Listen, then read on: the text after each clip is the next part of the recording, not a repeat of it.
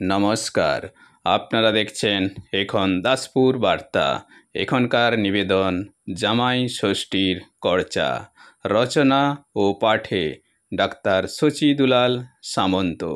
Like and follow with subscribe এখন দাসপুর বার্তা।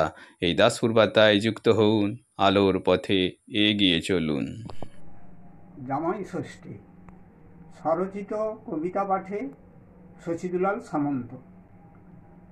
জামাই ষষ্ঠী করবে বুঝি শাশুড়ি যে আজ, মন লাগে না কোনো মতে তাই ছেড়ে সব কাজ। আছেন বসে সে যে এবার আসবে জামাই বাবু, বাজার দামে উচ্চ হারে হচ্ছে মানুষ কাবু।